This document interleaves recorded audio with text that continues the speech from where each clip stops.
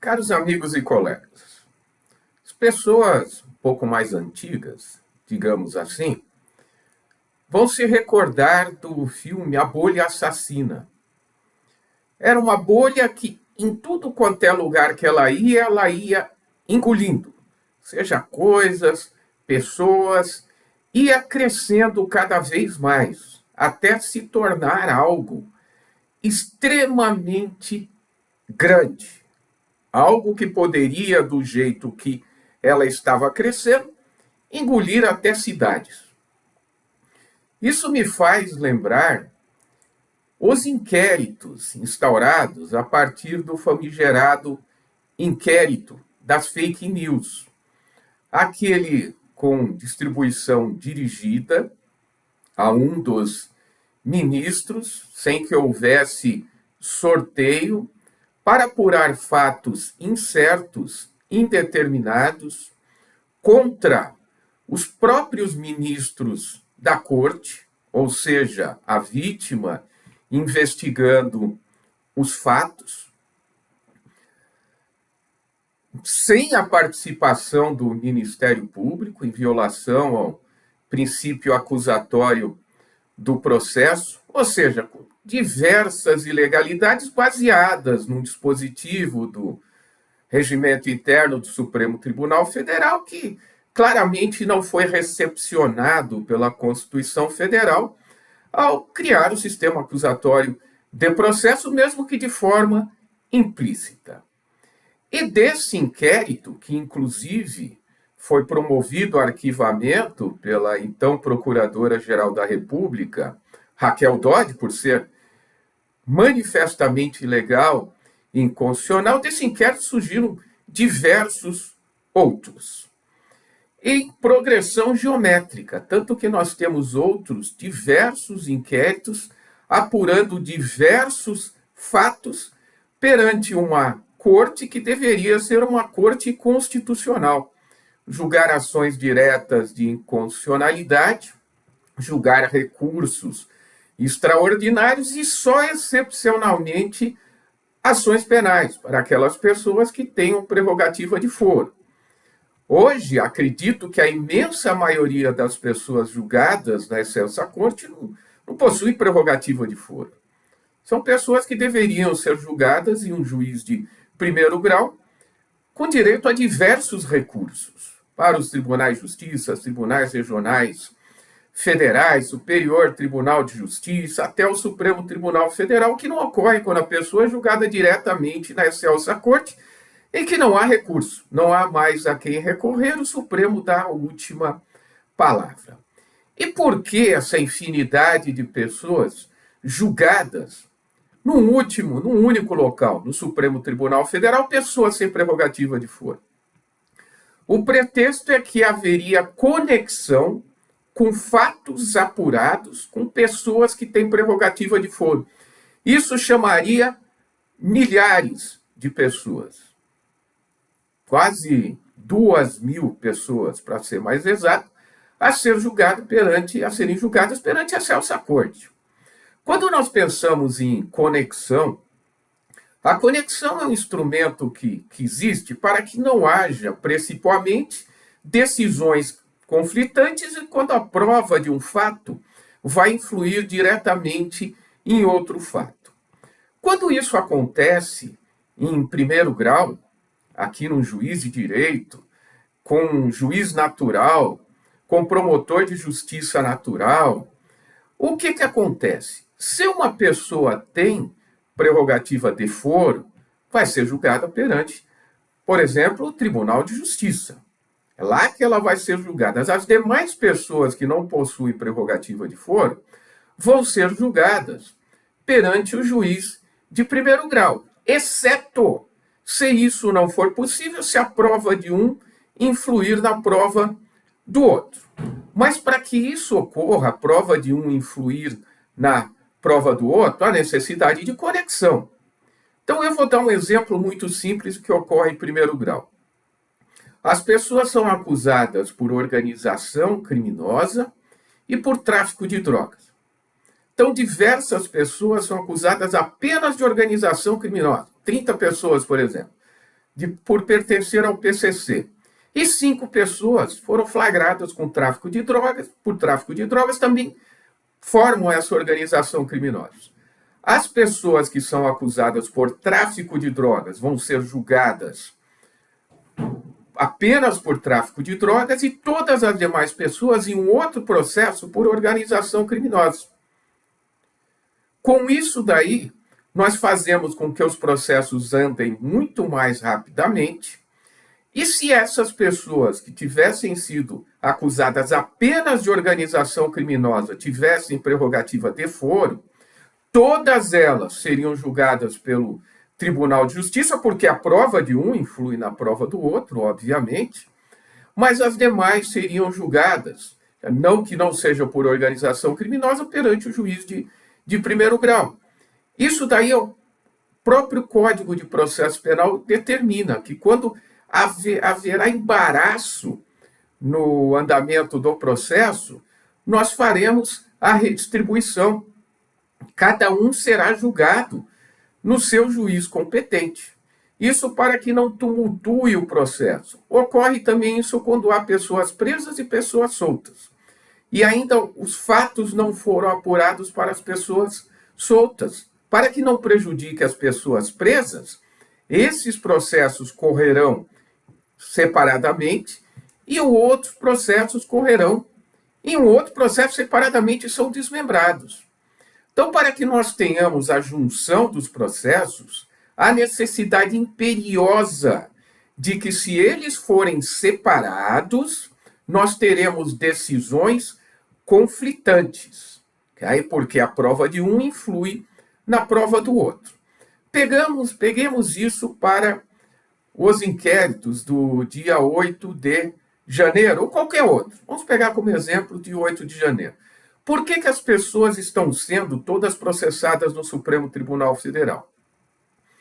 Porque haveria pessoas de prerrogativa de foro e, por isso, os processos deveriam tramitar no Supremo Tribunal Federal. Eu pergunto, até agora, há uma pessoa processada por esses fatos que tenha prerrogativa de foro? Não. Sabemos se haverá uma única pessoa processada por esses fatos que tenha prerrogativa de foro? Também não. E se chegar ao final, nenhuma pessoa com prerrogativa de foro tiver sido processada e todas aquelas demais pessoas condenadas não tiverem direito a duplo grau de jurisdição, não puderem recorrer, porque não cabe mais recurso para ninguém, se não tiverem sido julgadas pelo juiz natural, em que haveria necessidade, haveria possibilidade de diversos recursos, elas estão sendo prejudicadas. Então, quando nós pensamos nesse tipo de investigação, o correto, isso daí aconteceu no processo do mensalão, é as pessoas que têm prerrogativa de foro serem julgadas perante o Supremo Tribunal Federal e aquelas pessoas que não têm prerrogativa de foro serem julgadas pelo juiz natural. É isso que ocorre.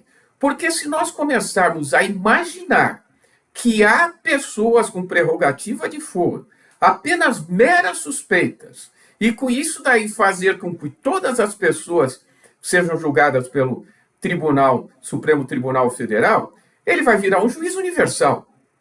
Ele vai virar um juiz universal, vai julgar tudo, absolutamente tudo, vai inclusive escolher quais as pessoas que devem ser julgadas. Isso é um perigo, porque isso nós acabamos criando um tribunal de exceção.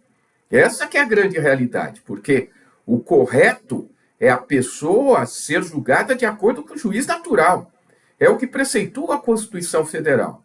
Se a pessoa não tem prerrogativa de foro, vai ser julgada por um juiz togado, juiz técnico, concursado, mediante o processo distribuído por sorteio. O mesmo vai acontecer ao ser julgado em segundo grau.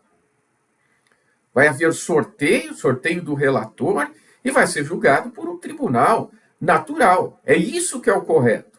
Porque, do contrário, nós estamos criando a bolha assassina.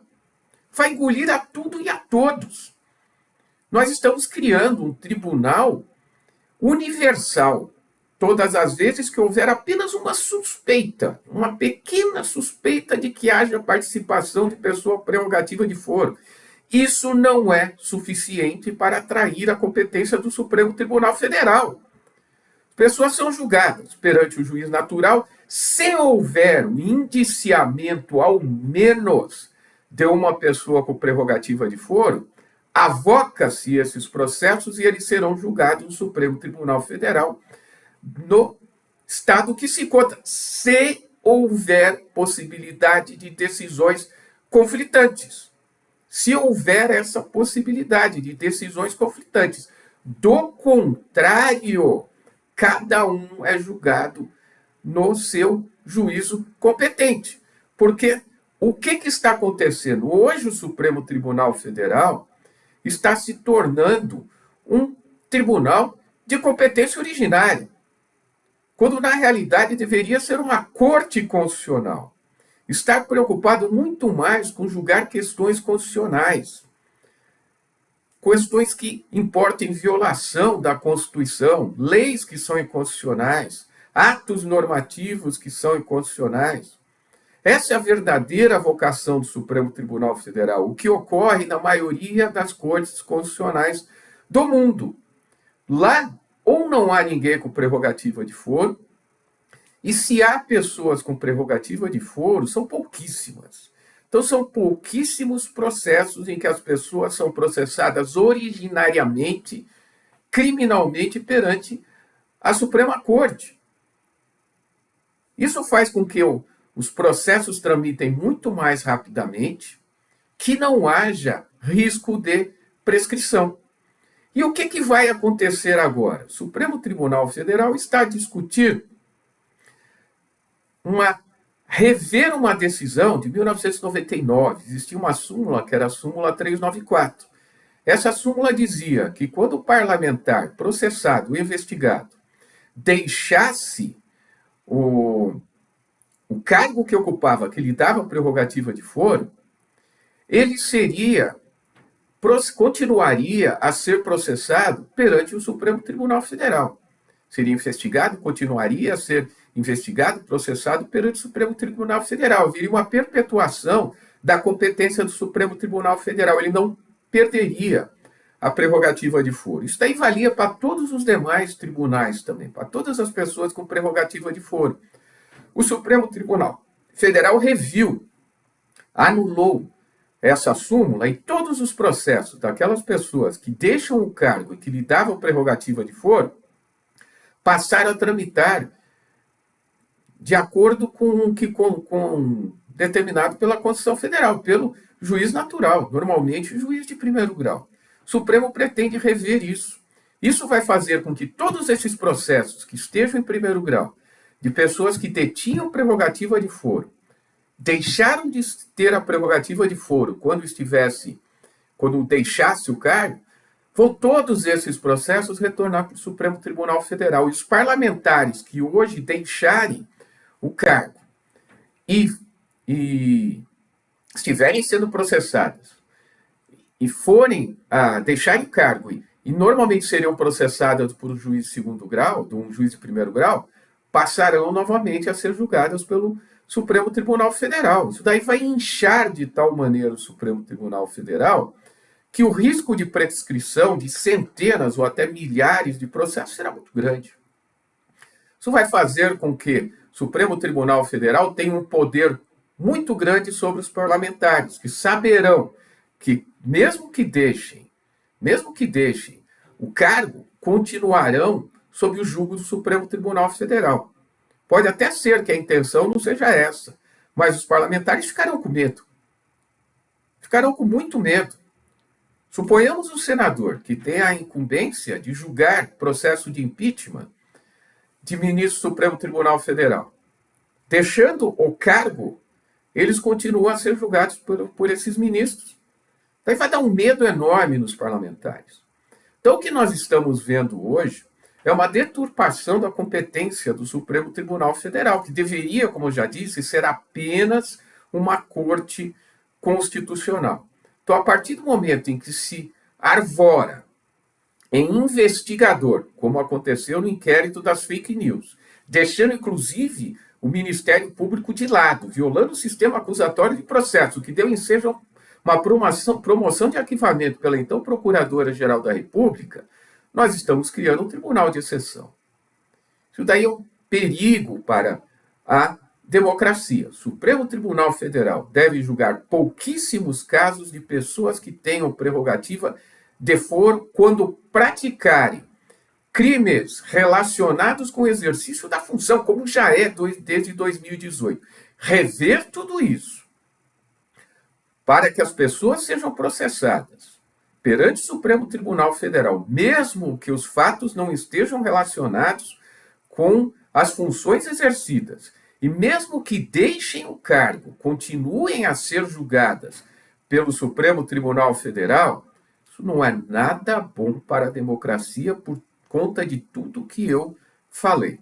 Espero sinceramente que com o voto do ministro Barroso, que provavelmente vai manter o seu posicionamento, que aqueles que já votaram possam até rever seus votos para que o Supremo Tribunal Federal passe a julgar principalmente ações diretas de constitucionalidade, descumprimento de preceitos fundamentais, mandado de injunção, mas fatos, casos relacionados diretamente com a Constituição Federal e que sejam pouquíssimos casos julgados originariamente pelo Supremo Tribunal Federal. Ações penais sejam julgadas apenas naqueles casos excepcionais e que o restante seja tudo julgado pelo juiz natural, juiz em que há possibilidade de recurso para todos os demais tribunais. É isso que se espera no verdadeiro Estado democrático de direito. Forte abraço a todos.